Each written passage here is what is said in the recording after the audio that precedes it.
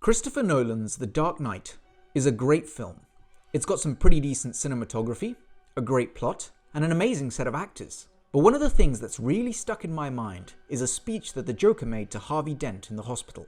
Now, I'm going to play the 20-second clip for you, and I want you to listen very carefully, because what the Joker says is, in my view, one of the most accurate critiques of human psychology that I've ever heard. Let's play the tape. Look what I did to this city with a few drums of gas and a couple of bullets. You know what I noticed? Nobody panics when things go according to plan. Even if the plan is horrifying. If tomorrow I tell the press that, like, a gangbanger will get shot, or a truckload of soldiers will be blowing up, nobody panics. Because it's all part of the plan. But when I say that one little old mare will die, well, then everyone loses their minds. Now, let's just break this apart for a second. The first thing to note is that the distinction that the Joker is making here is not one of what's worse between these two acts, but rather how completely irregular the public's reaction is. In his speech, the Joker gives an example of a gang member and a truckload of soldiers, and says, quite rightly, that when either of these groups are harmed, nobody panics. I mean, just think about it.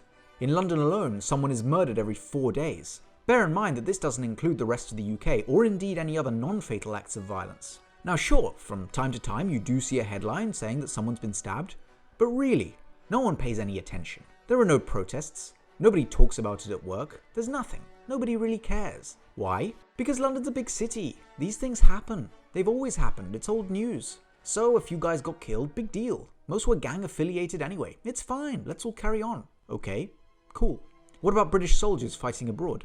In Afghanistan alone, 454 members of the British Armed Forces lost their lives, some of whom in simply tragic situations, like in 2012 where 6 British soldiers died after their vehicle was hit by an explosion. And yes, of course, the media reported it, but did anybody panic?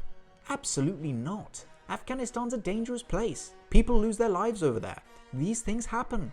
People saw the headline, they said, that's terrible, and then they went on eating their dinners. We're all guilty of this. But now let's take a look at the Joker's final example, where one little old mare will die. Can you imagine if the world's most prominent terrorist made a video saying, Sadiq Khan, I am coming for you and only you. You will die, and sent the tape to all major broadcasting stations? I guarantee you that it would be all over the news. People would lose their minds, just like in The Dark Knight. It would be a crazy scandal. Now, of course, a mayor is perhaps a more prominent person in society who doesn't really sign up to put their life in harm's way. So, of course it's more unexpected that their life is in danger. But the point I'm making is, just because someone's death is unexpected, it doesn't mean that their life is worth more. Maybe an attack on a mayor deserves a little bit more media attention, but definitely not a sort of 100-to-1 ratio compared to the gang member and the soldiers who died fighting for their country. Besides, there's plenty of other examples which we can use. A disproportionate number of those murdered every year in London are black, yet nobody panics or notices. On the other hand, when one black man is murdered in Minnesota, London goes mad. You hear politicians in America say that Americans live in fear of mass shootings, and yet if you actually look at the stats, 1 in every 6 million Americans die in mass shootings. It's actually more likely that you'll be struck by lightning. On 9/11, around 3,000 people lost their lives. The whole world went into lockdown and a bunch of wars were started, with countless more deaths as a consequence.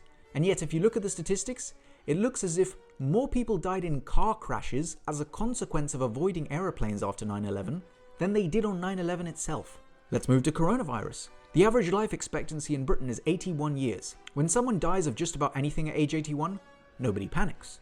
Similarly, when younger people die of cancer, heart disease, liver failure, or a car accident, wider society couldn't care less. The average age of a COVID death is 82.5 years. That's 1.5 years over your life expectancy. And yet we've been under enforced house arrest for a year. Our economy's decimated, and our right to protest is gone. Now, before any of you lose your minds, I'm not saying we should ignore what happened to George Floyd. I'm not saying we should ignore mass shootings and terrorist attacks. I'm not saying we should ignore COVID-19. I'm just saying one thing and one thing only. Let's all take a bloody chill pill and put things into perspective before we all lose our fucking minds. Thank you.